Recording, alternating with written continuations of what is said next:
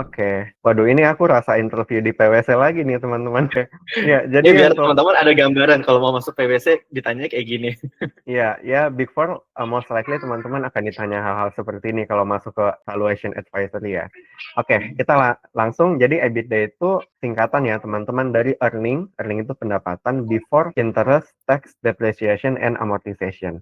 Intinya itu pendapatan perusahaan sebelum dia pakai untuk bayar bunga, beban bunga, pajak, depresiasi, dan amortisasi. Nah, jadi secara sederhana ya teman-teman, EBITDA itu dia menunjukkan kemampuan perusahaan itu untuk menghasilkan laba dari operasionalnya sebelum memperhitungkan biaya seperti ya tadi, seperti bunga, pajak, depresiasi, dan amortisasi. Kenapa sih EBITDA itu dia nggak selalu cocok buat valuation gitu ya? Karena 3 hal kalau dari aku pribadi. Yang pertama itu karena namanya kan EBITDA ya, jadi dia itu masih mengurangi beberapa komponen gitu. Tidak memperhitungkan pengeluaran seperti bunga dan pajak yang ya itu kan jelas-jelas perusahaan membayar itu gitu kan. Tapi di situ dia nggak menghitung itu. Kemudian kedua itu dia nggak mencerminkan arus kas sebenarnya. Kenapa? Karena sebenarnya dia mirip, tapi EBITDA itu dia bukan pengganti laporan arus kas. Nah, perusahaan dengan EBITDA yang tinggi, tapi arus kasnya itu negatif, nah itu bisa aja nggak liquid, bisa aja masalah nanti. Sama yang ketiga itu dia mudah untuk dimanipulasi. Karena EBITDA itu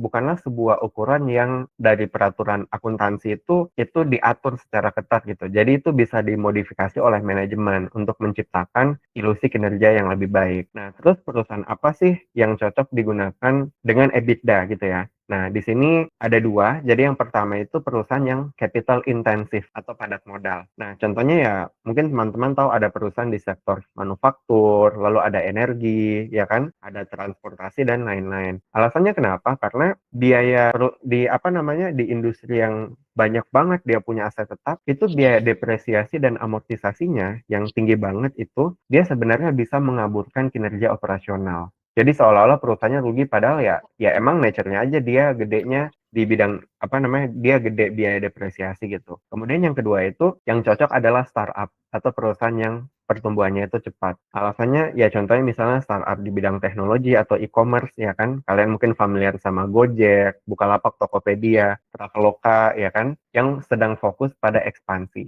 Alasannya kenapa? Karena EBITDA itu dia membantu kita itu fokus pada pendapatan inti perusahaan, pendapatan operasional tanpa kita terganggu dengan biaya yang lain. Contohnya biaya bunga dari funding-funding atau amortisasi asetnya. Jadi kan biasa kalau di venture capital yang mereka lihat itu adalah kinerja operasionalnya. Kalau kinerja totalnya masih negatif, nggak masalah. Yang penting kinerja operasionalnya itu udah sehat. Soal biaya bunga, depresiasi itu by time aja itu akan jadi bagus gitu. Nah, kayak gitu.